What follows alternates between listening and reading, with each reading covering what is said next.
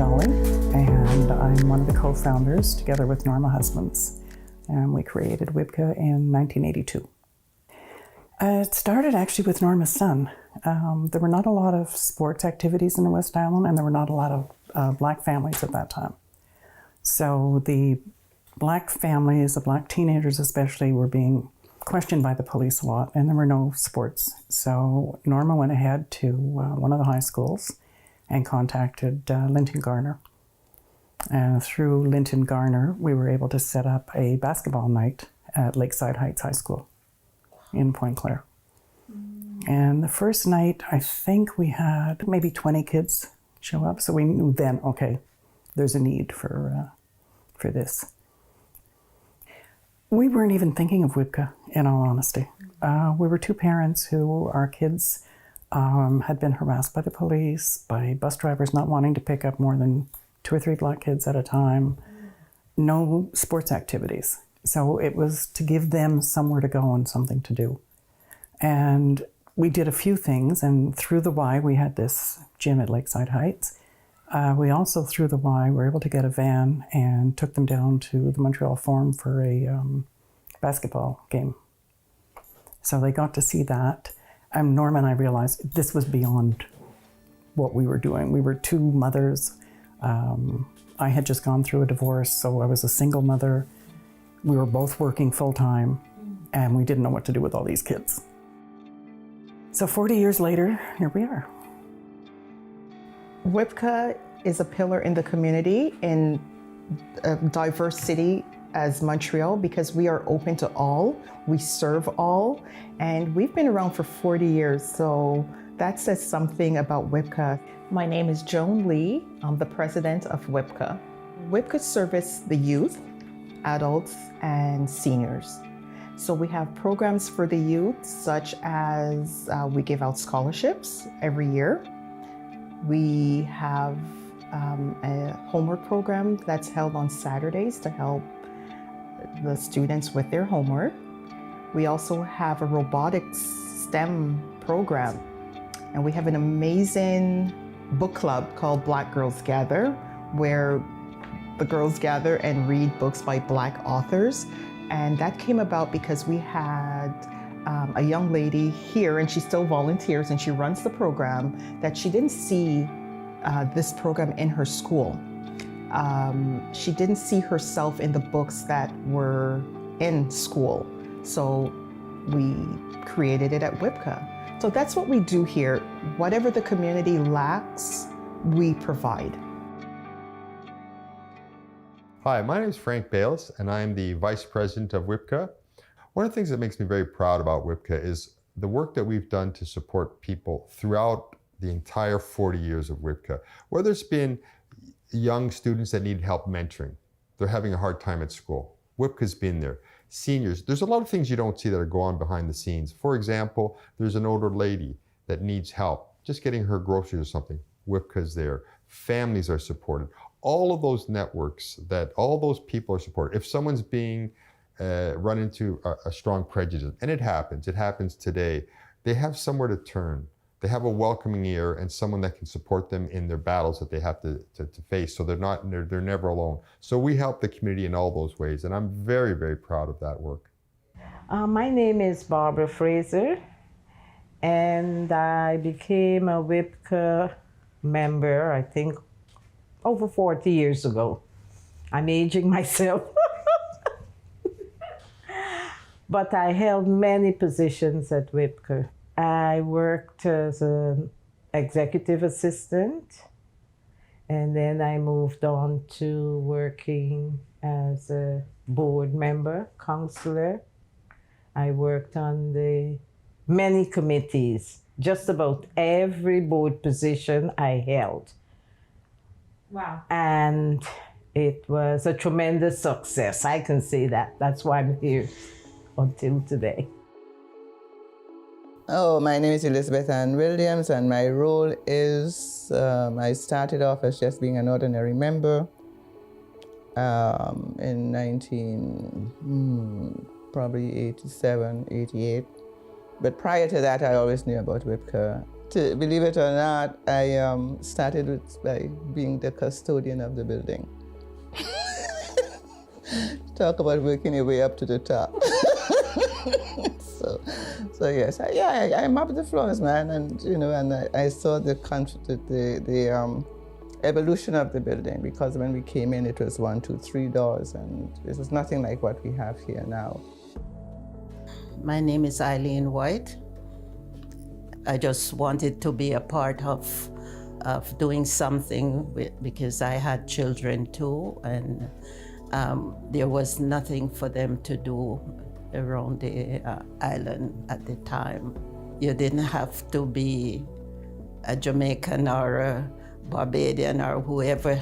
It was for blacks, to organize for the children. Most important in all, too, the two founders of this WIBCA, which was Norma Husbands, and who is now deceased, and I miss her so much. She should have been here, man, and Margaret, and so I got to be very close to them. So a lot of the history of WIBCA that I know came from listening to those two people. You understand, and a lot of the love for the association and what they were doing and what their vision was fell in place with me. And so it was very easy to continue. So we had our first June of 1982, a first public meeting open to anybody. It was not just black families, it was just most of the kids were black. We had black kids and white kids. And eventually that was where we got started. So we had not planned to start an association. It just happened. The ball just kept on rolling. There were a lot of families here who didn't know where to turn to. The only time they found WIBCA was when they were in jeopardy, like deep jeopardy, mainly with the schools and their kids or newcomers. Newcomers would be like recent immigrants that their mothers left at home and brought them up, and the kids just didn't fit in because most of them had to go to French schools, and it was like they were just thrown into the classes. There was no help, so they rebelled. And every week, guaranteed, you'll get a call from a parent or from the school asking if someone can help. People had needs. They needed a place for their children to go. They needed community. I remember my eldest daughter, she was a basketball player, so she stayed at school to play basketball. And when she got to Fairview, she would be harassed. And I said, I know you had to do something. She said, no, Mom, as soon as they see us, they come and, what are you doing here? Leave. And the day she had a detention at school, the security guard told her he was gonna call me because she didn't leave and she came back. And she said, I just got here. And she shrugged him off and she walked to the eating area and all her friends were there. So she told them what happened, and they said, oh, he told us we all had to buy something or else we have to leave, or he would call for reinforcements, etc. And sure enough, he came back with a cop. Dr. Chateau, who was the chairperson at that time, he took up the case with Reynold Clark. And I saw the importance of WIBCA because, we've had people coming in that their kids were picked up, their kids were being harassed. That was an eye-opener for me. In those days, we had different police stations out here. We were involved with the police stations. If a black teenager was picked up for any reason, there were about 3 of us on a calling list that would go in to make sure it was a protection for the police so the kids couldn't say anything happened, and it was a protection for the child that was being picked up. A lot of politicians became involved over the years. everyone was amazed that we knew so many politicians and they couldn't understand why and how. But they played an important role in keeping WIBCA going along the way. Like I said at the beginning, Norm and I didn't start off thinking we wanted an association. We want something for the kids to go to, and that's what this has become to this day, 40 years later. And so the meetings got bigger and bigger, and we were going from one person's house to the next, to the next, to the next, you know. Enough of this. We can't be going all over the place. It's time that we probably, you know, get somewhere for ourselves. They thought, okay, now she's going wacko. And so I brought a big bottle and I put it out there and I said, every meeting we had, I said to the men, I said, please drop some money in there, the change. And they said, what Peach is going to do with this money, you know, because it's, that will never happen. We'll never can have enough money. I said, watch me. The money was growing. In the meantime, we're still going from everybody's house till we started going to the chalets.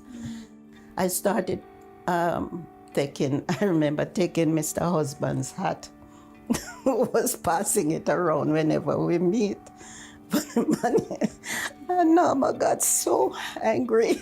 She took away the hat from me and I had to get the cover of a pot or whatever we found I can find that was deep enough for collecting. And they figured, Peaches, this will never work. I said, okay. But we did it, you know, and then we turned to having dinner parties at our house. So now, if I invite you to dinner, I said to you, please bring your checkbook. Because they know, yes, Peach is making dinner, but it's going to cost you something. I'm not telling you how much, but give me something. And it went on like that, where the money come, it goes in the bank. The money came, we put it in the bank. We had rented a place. It wasn't big enough. We were growing. And, you know, I said to them, we need a bigger place. We need to get our own place. They still think, of course, that this will never work. And I said, watch me. You know, it was a determination to say, we have to create something of our own to have the kids have a place they can come, have their parties, have whatever they want to do. I didn't expect it to be this, where we are now. I'm interested in, like, you know, as co-founder, what do you think, what stands out to you as some of like WIBCA's biggest achievements? The biggest? Paying off the mortgage. The mortgage. Paying off the mortgage. Tell me about that. That was 2 years ago, I think. And that was fabulous. To think that eventually we bought this building back in 95, 96. Never dreamt that we'd pay off the mortgage. Paying off the mortgage, and that was thanks to the board of directors at that time. Was a young board of directors. And they worked really hard. We had the official opening in 1996. So my name is Sion Elijah Clark Borden, and it's long, but it's important because the Clark in there is my grandfather's last name, and he was a part of the organization almost from the beginning. It's also my mother's last name, and she was a part of WIBCA, so I'm like third generation WIBCA. So today I'm the office manager here, and I kind of just do everything, a little bit of everything. I support everything. I got the opportunity to stay on full time at the end of the summer, and so then I really took on being a part of programs. So I really got involved with the seniors, and I absolutely love hanging out with them. They're so funny. So we did I was running the senior meals program for a while. So we provide like free meals for them once a month. And typically like we do like a movie theme or like bingo, something like that to keep them interested. And it was always Caribbean food because they always want their Caribbean food. So right now, especially with what's going on racially, but also just within Quebec, like Bill 96. For our seniors, we're working on creating French classes, right? Because now their access to healthcare in English is going to be limited to none. So we are working on French classes for them because, I mean, you can learn at any age. We also are looking towards creating a transportation service that is closer to being in the works, where somebody will accompany them to appointments, to the doctor, to the pharmacy. So those services that are now going to be limited for them in English, we want to make sure that they have somebody there with them. Yeah, what I've learned from our seniors is definitely to kind of keep your personality while you're doing it. A lot of them are definitely still very much their young, funky selves, and I love it. But it's also, I think the importance of giving back is, it's always been there for me, but it's really been seeing it with the seniors because a lot of them built this organization, and now I'm in a position where we could create programs that make their lives easier in their old age. And it's super fun because you see the results, right? I hear it from them. They'll call me, they'll be like, hello, Sian, I just want to say like I love you. Like, not I love you, but like I love the program, but they also say I love you. Sorry, I'm thinking of EA, Mrs. Williams. But yeah, it's just great because you really get to see the immediate impact of the work that you do. And it's with people that I know, that I've known since I was little, right? And they've known me since then.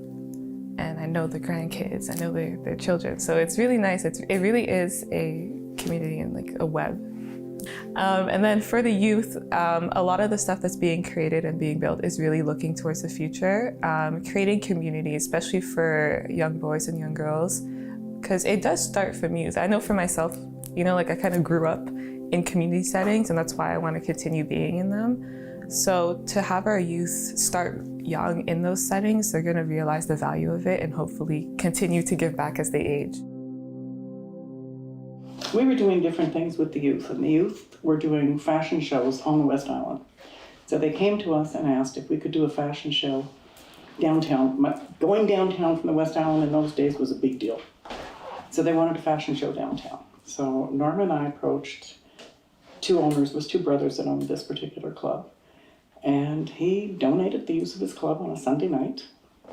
We had, all the clothes were donated. I think Le Chateau was our biggest contributor. We had photographers, hairdressers, makeup. My house was the hairdresser, makeup place. Norma's house was the food. We lived across the street from each other because it was an all-day affair. It was an all-day affair. And it was a professional show. The show they put on was just unbelievable. Everybody was pleased. The kids were pleased. The club was packed. So there's a picture, and I'm sure it's somewhere at my house. I know I've seen it, of my mom and Auntie Cindy in like the ties and the canes. Mm-hmm. So I've heard about it. I've heard like really good stories from back in the day of how much fun they used to have here at WIBCA. But yeah, she looks so serious. Mama always looks really serious in pictures. I definitely think it makes WIBCA stronger, the fact that there are people from multiple generations, and I see it now even with some of our adult members, they're getting their kids involved. So it's definitely like, it's not only with like our families, it's like other families too that are making it intergenerational. So I definitely think that's kind of the strength, because we, even in the West Island, the Black community here is still relatively small, especially the English speaking part, so we all really do stick together and support each other. Rochelle, the scholarship coordinator, is my daughter. And Joan Lee here, president of WIBCA, is my mom. That's actually how I got started at WIBCA. It's because of Rochelle. Rochelle received a scholarship, and I dropped her off when she had her meetings for strengthening Black families. And one day there was a snowstorm, and she goes, "Mom, stay," instead of going back and forth. And that's where it started. Start coming to meetings. Then I became a part of the education committee. And then I became the scholarship coordinator. And a year after that, I was on the executive committee as the treasurer and the scholarship coordinator. And then 4 years later, I'm the president? I was first introduced to WIBCA, I would say, in 2009.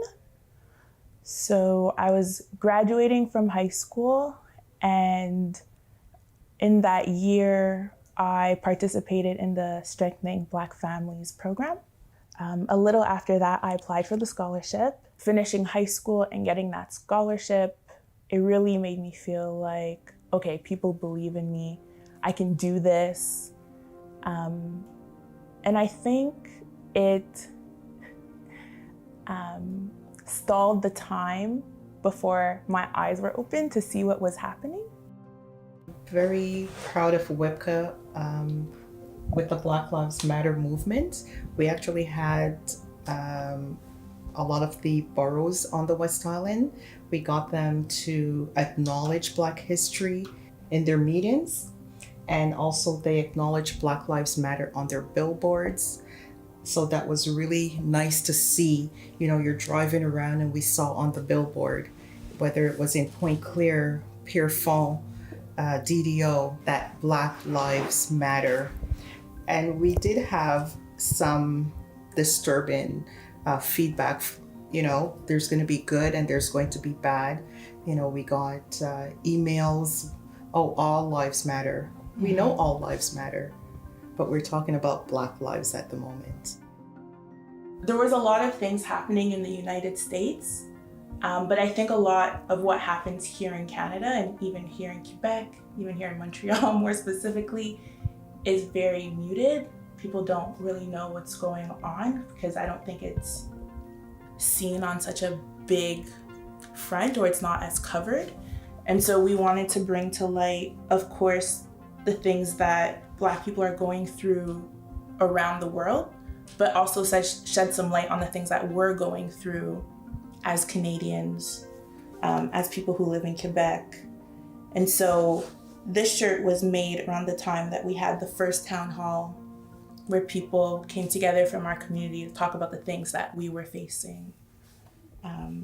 So I like this shirt. I'm proud of it and what came of it and what it symbolizes.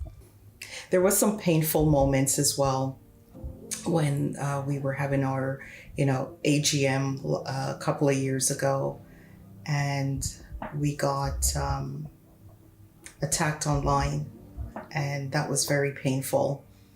And being called, I've actually never been called the N-word it felt like my face, because you're in your home. We were in our homes on Zoom. Right. So it's like they invaded my personal space and was calling me the N-word.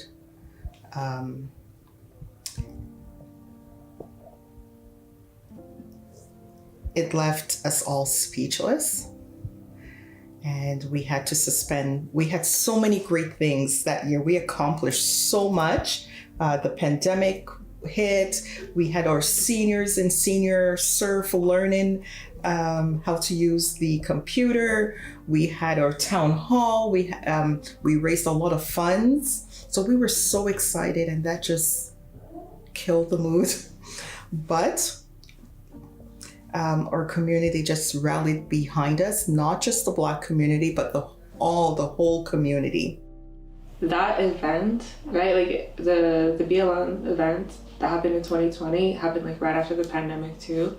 So it was really a way, I think, that like kind of shot WIBCA back up into the spotlight, because of course the pandemic hit, everybody was struggling, but that really kind of gave us like another life source and another, not like I don't know if another purpose is the way, but it's just another way for us to kind of widen the scope of our activities. The other side of things is really to help the youth just get out there and do the things that they want to do in the future. So being the scholarship coordinator and hearing about people's dreams, that's really exciting, and putting money behind them, as well as letting them know that they have a community behind them. That's kind of the role that I've taken in trying to encourage Black youth to really be all that they can be, to believe in themselves, but also address some of the horrid things that they've had to experience, whether that be in school. I feel like for my side, maybe because I'm like on the academic side of things here at WIBCA, that's more of what I hear about, but I'm sure that there are other things that happen for sure. WIBCA started having town halls in which people were able to come out and see professionals that look like them. That's one thing. And the second thing was to have Black people's voices heard. And not only that, to have them affirmed. Because sometimes you're the only one in the room and everyone's looking to you and you say these things. And you're like, I just need somebody to come behind me and say, yes, this is true. So that people, I don't know if people don't believe it, but it just feels as though if more than one person is saying it, in some people's minds, only then does it become legitimate. So I feel as though having those sessions really helped to get a collective voice together of people saying, this is what we need from you as politicians, and these are ways that you can do it, so do it. And I think that the youth, or the people in my age group, have really moved things forward for WIBCA in the last few years, which is great. One of the things that really sticks out to me is when we were able to speak to different boroughs in the West Island and have them acknowledge not only systemic racism, but anti-Blackness, anti-Black racism. And I felt like that was a big win for us. I think that WIBCA has always been here for families, but now more so, we're getting the opportunity to be on the front line. For your generation, Rochelle, and for you, I just want to tell you, as your mother, I'm so proud of you, of all the things you've achieved and all the things you're going to achieve. And I appreciate your generation. You guys speak your mind. In our eyes, or in my eyes, you guys have no fear. You're fearless. And I'm very proud of that.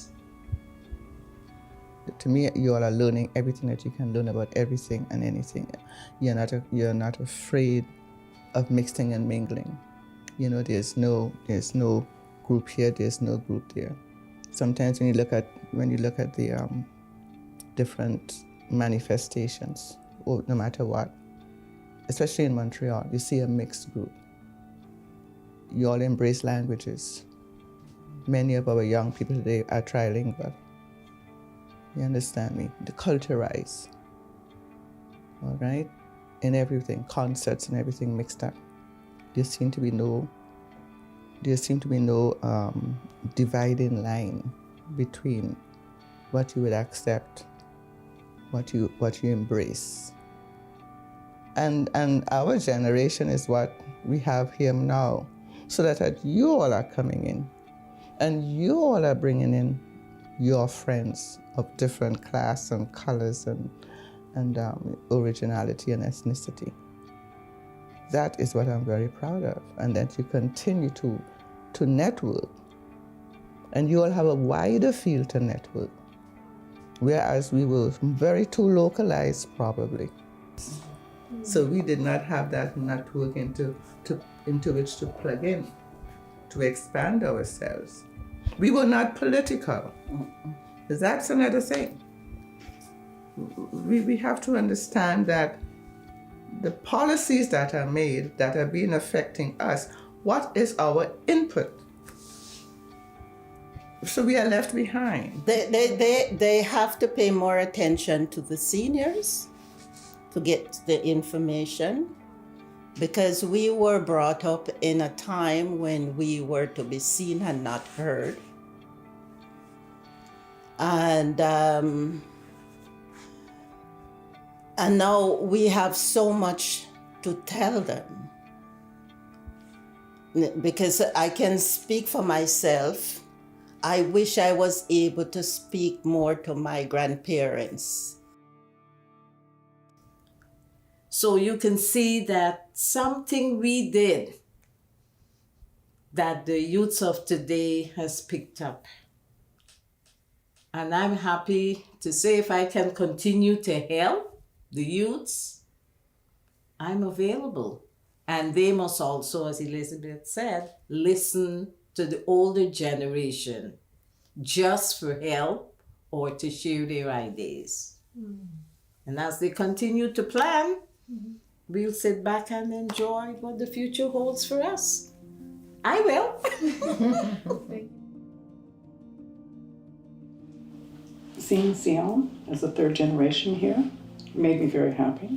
The youth in WIBCA today is very active, and it's just nice to see that it's just not the seniors and the adults that are continuing with WIBCA.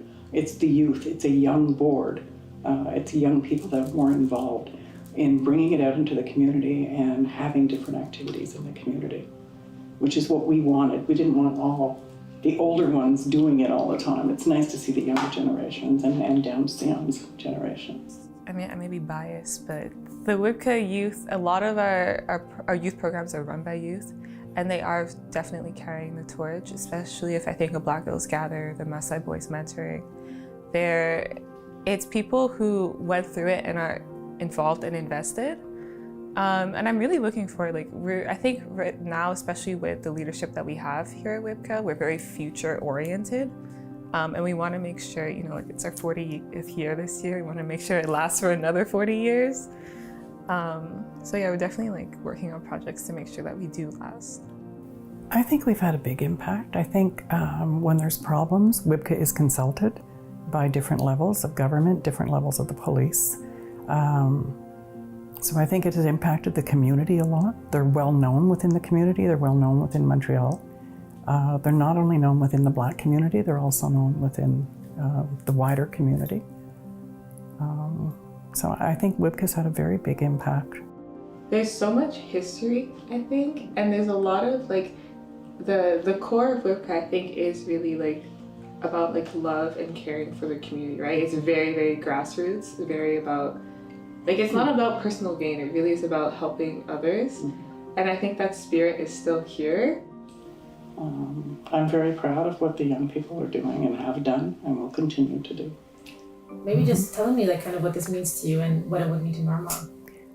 It would mean the world to Norma, and it means the world to me. It's something we have talked about for years, that we wanted this story on record because we were just two mothers raising teenagers that wanted something for their children. Like I said, the bus drivers, my daughter was one of the ones that the bus didn't pick up. We didn't want our kids harassed. We didn't want our kids to feel different. And to see that 40 years later, it's, and I'm sorry Norma's not here to see this, but I know to have it recorded, to have it written down, to have this done for people to see over the years is more than we could have ever hoped for. Yeah, makes me very proud. Very, very proud. Can you say WIBCA on 3? 1, 2, 3. WIBCA! We're here, we're not going anywhere. Yeah. WIBCA's going to be around for a long time. WIBCA has so far a very beautiful legacy, and it's going to continue speaking into existence. It's going to continue.